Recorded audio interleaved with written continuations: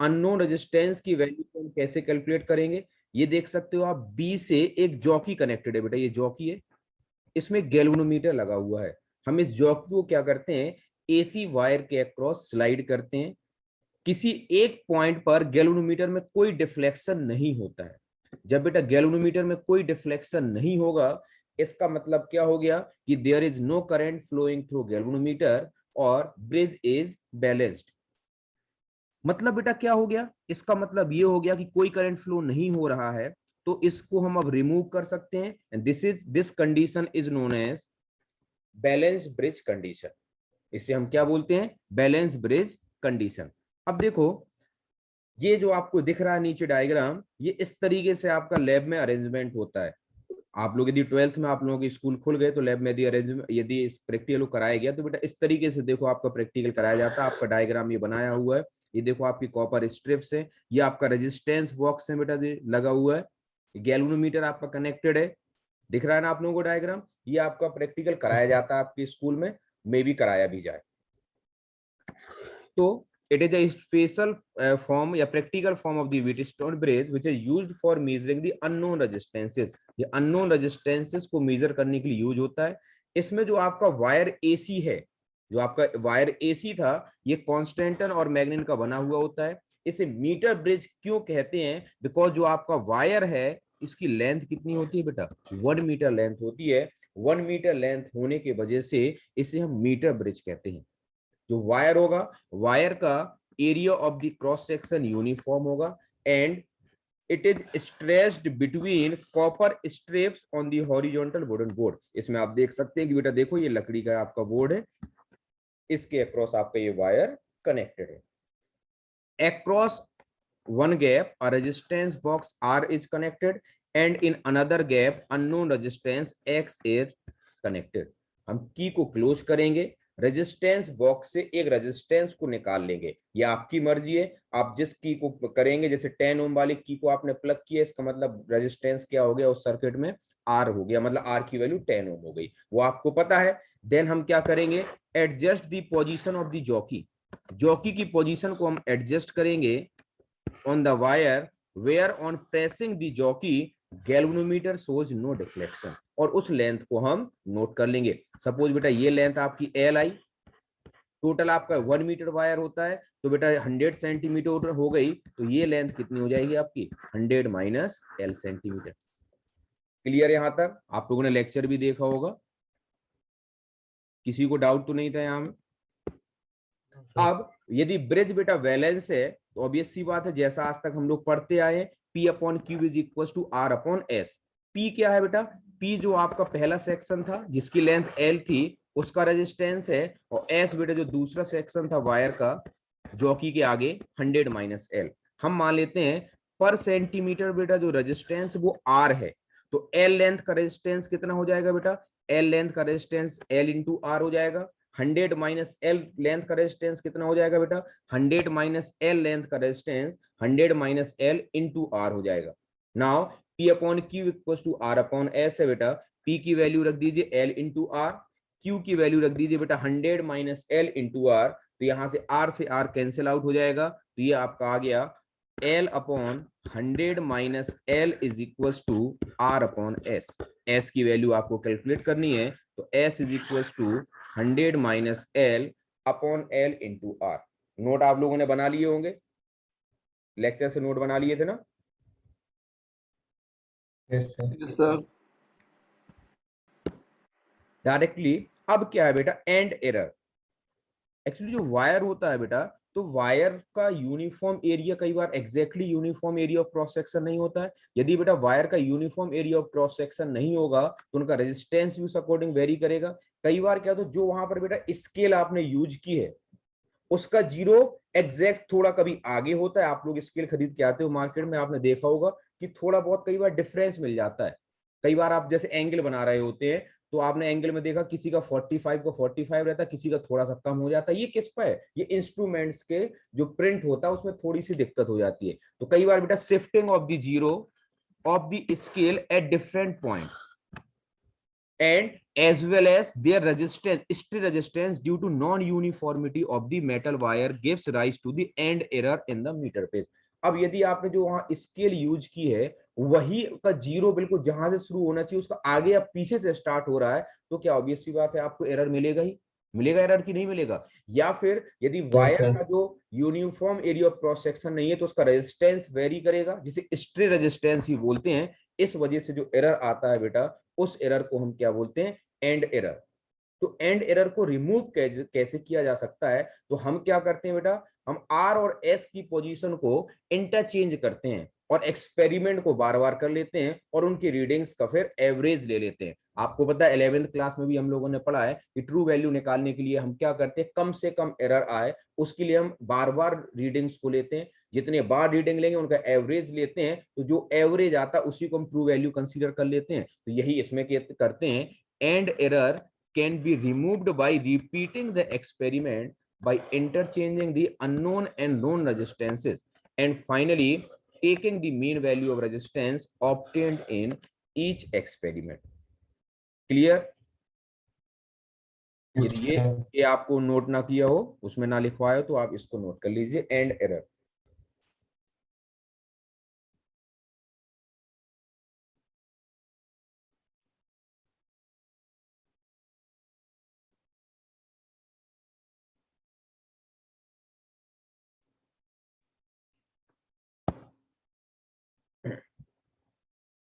Metre base के question सबसे ज्यादा आसान होते हैं और बोर्ड एग्जाम में बहुत ज्यादा पूछे जाते हैं। मैं भी आपको क्वेश्चंस कराऊंगा प्रीवियस ईयर्स के, आपको समझ में आ जाएगा।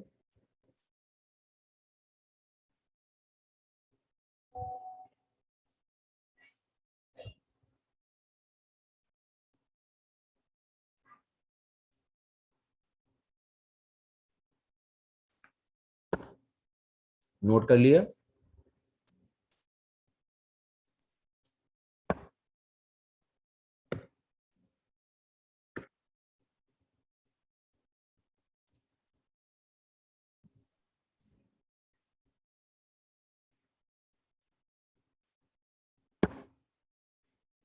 बहुत देर सभी लोग क्लास में आते हैं।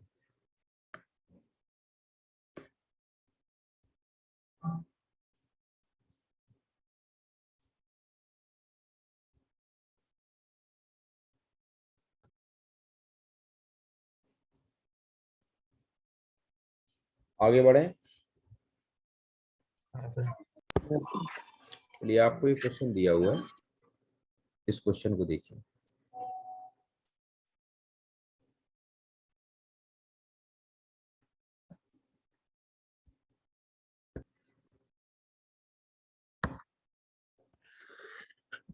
सबसे पहले क्या बोला गया था, फिगर शोज दी सेटअप। पहले आपका नल पॉइंट क्या है बेटा, 40 सेंटीमीटर पर मिला। तो क्या हम केस वन में ये लिख सकते हैं x upon Y is equal to L upon 100 minus L होता है बेटा। तो एल आपका 40 सेंटीमीटर हो गया और 100 माइनस एल कितना हो जाएगा बेटा, 100 माइनस 40, ये हो गया बेटा 40 अपॉन 60 और 2/3। तो पहले केस से आपको x और y में रेशियो पता चल गया। सेकेंड इन्होंने क्या बोला, when a resistance of 10 ohm is connected in series with x। तो बेटा केस सेकंड में अब x नहीं रहेगा, रेजिस्टेंस x की जगह क्या हो जाएगा, x प्लस 10 हो जाएगा और y का तो बेटा y रहेगा। Then the null point shifts by 10 centimetre, मतलब आपका 40 था बेटा 50 हो जाएगा। तो ये क्या हो जाएगा आपका 50 अपॉन 100 माइनस 50, तो 50 अपॉन 50, ये बेटा 1 हो गया। यहां से x प्लस 10 की वैल्यू कितनी हो गई बेटा, y के इक्वल। अब दो इक्वेशंस हैं और दो अननोन है, सॉल्व कीजिए बेटा फटाफट।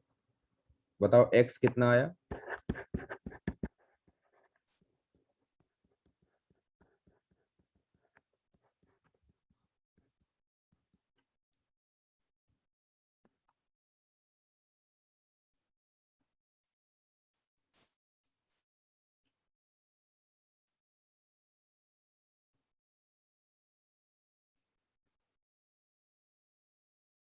एक्स बताओ जल्दी सॉल्व करके।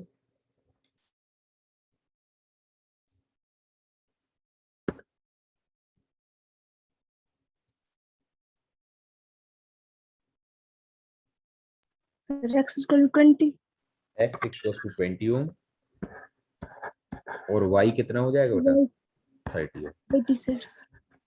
अच्छा, अब आपको बेटा एक्स पता है और आपको वाई पता है। दूसरे केस में आपसे क्या पूछा गया है? Find the position of null point when 10 ohm resistance is inserted या is connected in series with the resistance Y. मतलब अब आपका क्या किया गया है, ये x की जगह y में कितना सीरीज में कनेक्ट कर दिया गया बेटा? 10 कनेक्ट कर दिया गया है। तो आपको बैलेंस लेंथ बतानी है। अब तो बिल्कुल आसान है, अब तो कोई समस्या होनी नहीं चाहिए, सेम आपको वही लगाना है। तो जो तीसरा पार्ट आपको इस क्वेश्चन में पूछा गया है, इसमें आपको क्या है, when 10 ohm is connected in series with y। बेटा अब y की जगह क्या हो जाएगा, y plus 10 is equal to L upon 100 minus L. मतलब आपको एल की वैल्यू निकालनी है। तो एक्स तो बेटा 20 हो गया और ये कितना हो गया आपका 30 हो गया, is equal to L upon 100 minus L. Solve कर दीजिए तो ये 3l is equal to 200 minus 2l और 5l इज इक्वल टू, कुछ रह तो नहीं गया?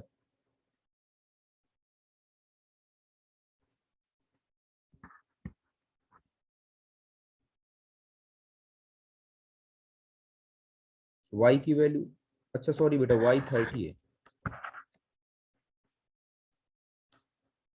तो आप लोग बोलते भी नहीं हो, मैंने गलत रख दी y की वैल्यू। कितना है सॉल्व करने पे l?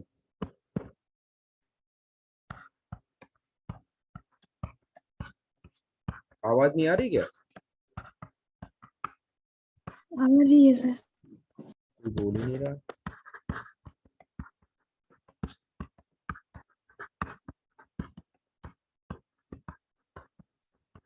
किसी को डाउट हो तो पूछो।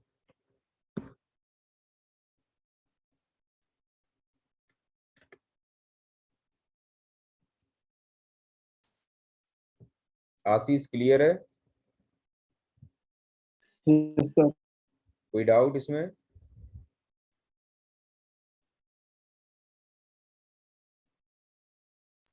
Yes sir. ओके, चलिए नेक्स्ट क्वेश्चन नोट कर लिया, कोई रह तो नहीं गया? चलो मान के चलता हूँ कि सबका नोट भी होगा। नेक्स्ट क्वेश्चन सॉल्व कीजिए। ये लीजिए, सभी लोग ट्राई कीजिए पहले, फिर मैं बता रहा हूँ। क्वेश्चन में इसमें बोला गया in a metre bridge null point is found at a distance of 40 centimeter from A. If a resistance of 12 ohm is connected in parallel with S, the null point occurs at 50 centimeter from A. Determine the value of R and S.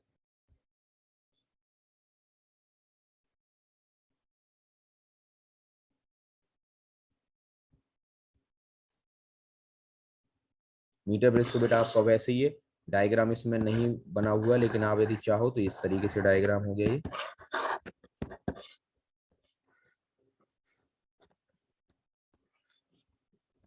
इधर बेटा are connected है और इस वाले gap में S connected है। Case one क्या है? केस वन आपको दिया हुआ है कि in a metre bridge the null point is found at a distance of 40 centimetre from A. A से बेटा 40 सेंटीमीटर पर नल पॉइंट मिलता है। तो केस वन,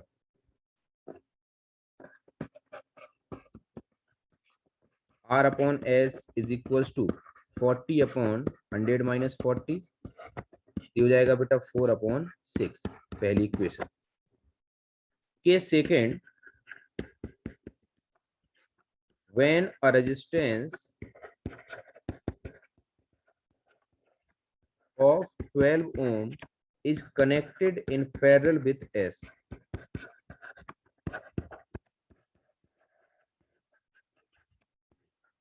उसको अब एस नहीं बेटा एस डैश मान लेते हैं।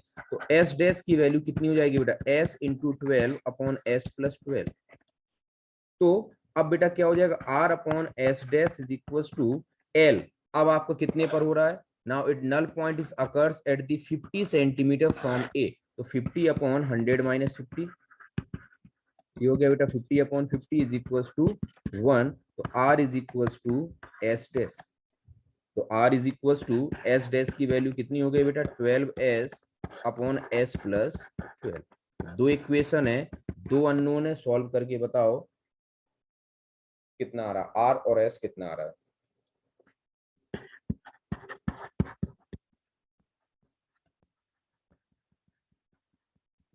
सॉल्व करो बेटा फटाफट। 4 और 6 आर आ रहा बेटा 4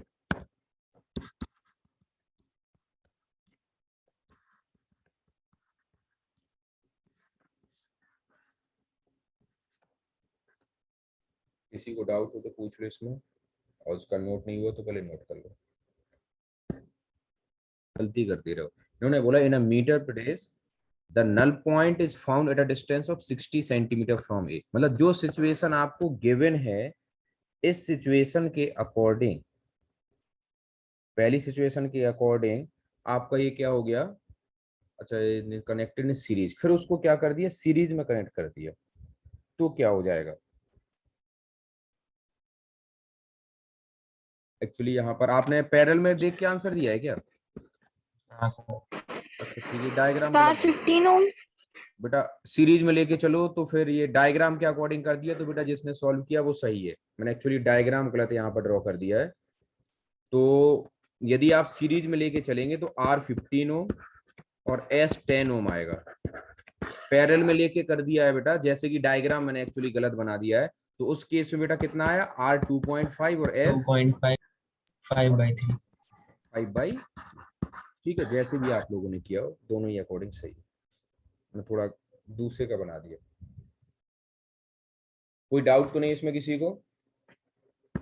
तो देख रहे हो कि आप इसके क्वेश्चंस टफ नहीं है क्वेश्चंस काफी आसान आते हैं।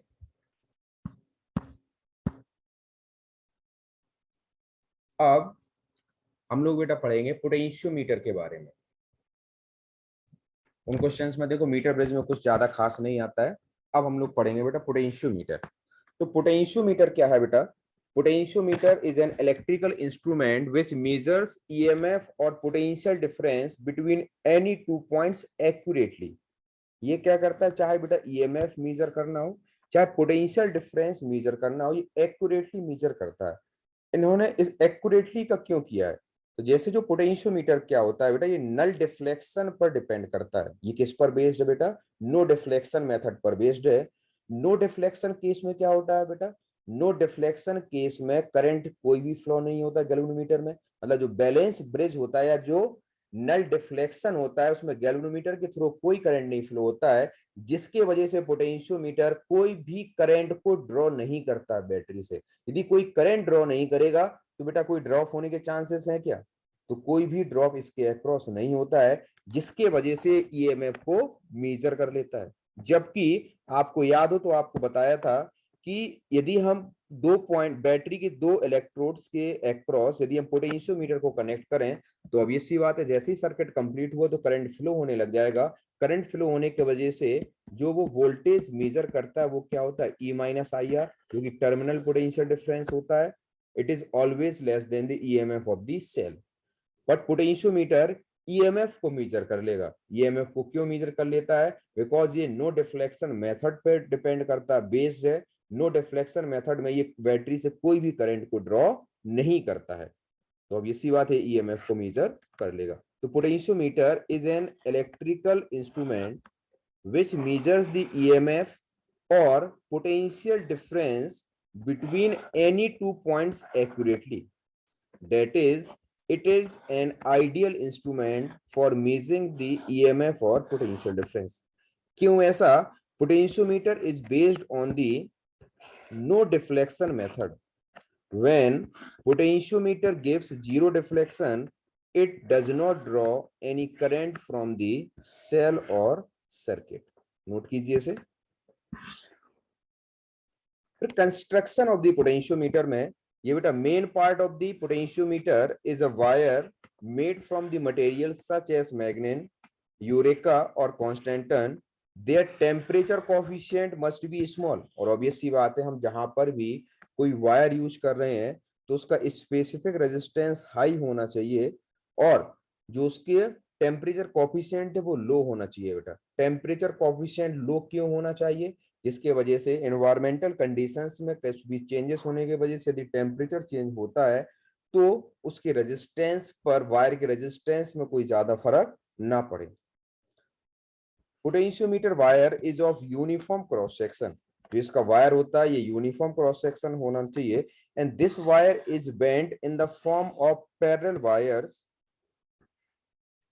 connected in series and stretched on a wooden board। मैं अभी आपको डायग्राम से बताऊंगा। A meter scale is also fixed parallel to the wires on a wooden board. A sliding jockey is placed on the wires. It is so placed that it can establish the contact with the wire at any desired point। उसमें क्या था बेटा, metre bridge में आपका जो metre scale लगी थी उसमें वायर का 1 मीटर लेंथ था। इसमें ऐसा नहीं होता है, इसको इस फॉर्म में बेटा कर दिया जाता है ऐसे, और यहाँ स्केल लगा दी जाती है। तो अब आप क्या करते हैं, जॉकी को मूव करते हैं, मूव करते जाते हैं जब तक कि आपको नो डिफ्लेक्शन पॉइंट ना मिल जाए। सपोज मेरी बात को समझना अच्छे से, आप क्या चाह रहे थे, सपोज ये पोटेंशियोमीटर वायर है, मैं सिर्फ एक सेक्शन की बात कर रहा हूं। सपोज बेटा ये पोटेंशियोमीटर वायर है, हम क्या करना चाहते हैं, पोटेंशियोमीटर की हेल्प से हम किसी सर्किट, सपोज ये सर्किट का कोई हिस्सा है बेटा, इस सर्किट के रेजिस्टेंस आर के अक्रॉस वोल्टेज को मेजर करना चाहते हैं। मेरी बात समझ रहे हो? ये पोटेंशियोमीटर का बेटा वायर है, ठीक। हम क्या करना चाहते हैं बेटा, हम ये करना चाहते हैं कि कोई भी बड़ा सर्किट होगा, बड़े सर्किट के 2 पॉइंट्स ले लिए बेटे CD। इस CD के अक्रॉस जो रेजिस्टेंस कनेक्टेड है इसके अक्रॉस हम पोटेंशियल डिफरेंस निकालना चाहते हैं। ऑब्वियस सी बात है, किसी सर्किट का पार्ट है तो सर्किट में करंट फ्लो हो रहा होगा, करंट फ्लो हो रहा होगा तो ऑब्वियस सी बात है पोटेंशियल डिफरेंस अक्रॉस CD कितना हो जाएगा, I इंटू R। इसके अक्रॉस पोटेंशियल डिफरेंस होगा। आज तक आप कैसे करते आए हो, कोई भी सर्किट है उसके किसी रेजिस्टेंस के अक्रॉस यदि आपको पोटेंशियल डिफरेंस निकालना है, उसके अक्रॉस आप करंट निकालो, I इंटू R कर दिया। ये आपको पता है, ये आप करते आए हैं, ये प्रैक्टिकल फॉर्म तो नहीं है, ये तो आपका कैलकुलेशन का मेथड हो गया। अब हम क्या करना चाहते हैं, पोटेंशियोमीटर के हेल्प से CD के अक्रॉस पोटेंशियल डिफरेंस निकालना चाहते हैं। बात मेरी समझ रहे हो ना? हम CD के अक्रॉस पोटेंशियल डिफरेंस निकालना चाहते हैं। इस वायर के अक्रॉस बेटा एक प्राइमरी सर्किट होगा, ये सारी की लगी होगी, रेजिस्टेंस बॉक्स होगा, मैं ये सब बातें नहीं कर रहा हूं, हम आगे करेंगे। यहां से बेटा एक जॉकी लगी होगी, ये जॉकी जो आपकी लगी हुई है, यहां से कहीं से आपकी जॉकी कनेक्टेड है। जॉकी का हमने एक हिस्सा इधर कनेक्ट किया और इस वाले को यहां कनेक्ट कर दिया। मेरी बात समझना है आपको, मैं और कुछ नहीं बता रहा हूं, पोटेंशियल डिफरेंस मैं अलग से बताऊंगा। मैं सिर्फ बता रहा हूं कि पोटेंशियोमीटर कैसे वर्क करता है। बेटा हमने क्या किया, एक पॉइंट को A को हमने C से कनेक्ट कर दिया और जिससे आपकी जॉकी कनेक्टेड थी, जॉकी के दूसरे हिस्से को D से कनेक्ट कर दिया। अब हम क्या करते हैं बेटा, जॉकी को मूव कराना स्टार्ट करते हैं। जॉकी को जब हम मूव कराना स्टार्ट करेंगे तो किसी एक पॉइंट पे, सपोज इस पॉइंट में गैल्वेनोमीटर के थ्रू कोई करंट फ्लो नहीं हो रहा है, suppose this point is E। मतलब क्या हुआ, गैल्वेनोमीटर में कोई करंट कब नहीं फ्लो होता है, जब D पॉइंट और E पॉइंट का पोटेंशियल डिफरेंस सेम हो। A और C को तो हमने पहले ही कनेक्ट कर दिया था, तो बेटा A और C का भी पोटेंशियल सेम है, तो क्या हम ये बोल सकते हैं जो पोटेंशियल डिफरेंस अक्रॉस CD है बेटा वही पोटेंशियल डिफरेंस अक्रॉस AE है? बताओ मेरी बात। अरे आप लोगों को आवाज यस नहीं आ सर। रही? जो हमने क्या किया, जब गैल्वेनोमीटर में कोई करंट नहीं फ्लो हो रहा है, मतलब गैल्वेनोमीटर में करंट कब नहीं फ्लो होता है, गैल्वेनोमीटर में करंट तभी तो नहीं फ्लो होगा जब इसके थ्रू कोई करंट नहीं फ्लो होगा, मतलब पोटेंशियल डिफरेंस सेम है, तो E पॉइंट और D पॉइंट का पोटेंशियल डिफरेंस सेम होगा। A और C के अक्रॉस तो हमने कुछ कनेक्ट ही नहीं किया, तो बेटा इसके अक्रॉस भी सेम होगा, तो हम ये बोल सकते हैं पोटेंशियल डिफरेंस अक्रॉस CD जो कि हमें कैलकुलेट करना था, it is equal to potential difference across AE। अब AE के अक्रॉस पोटेंशियल डिफरेंस कैसे निकाल लोगे, ये आपको लेंथ पता है, हमें लेंथ पता होगी, मीटर स्केल से पता चल जाएगी, इसका रेजिस्टेंस पता होगा, तो हम यहाँ पर इसका निकाल लेंगे कैलकुलेशन से कि इसका कितना पोटेंशियल डिफरेंस है। तो जो आपका पोटेंशियोमीटर वायर के अक्रॉस पोटेंशियल डिफरेंस होगा बेटा, वही सीडी के अक्रॉस होगा। तो क्या इसने पोटेंशियोमीटर ने कोई करंट ड्रॉ किया? कोई भी करंट ड्रॉ नहीं किया। कैलोरीमीटर में तो कोई करंट फ्लो ही नहीं हो रहा है। क्या इस रेजिस्टेंस से कोई करंट ड्रॉ किया? इसने कहीं से कोई करंट ड्रॉ नहीं किया हुआ है। जब इसने कोई करंट ड्रॉ नहीं किया तो ऑब्वियस सी बात है कोई ड्रॉप नहीं होगा, तो ये आसानी से एक्यूरेट वोल्टेज को या एक्यूरेट पोटेंशियल डिफरेंस को मेजर कर पाएगा। आप इन पॉइंट्स को नोट कर लीजिए।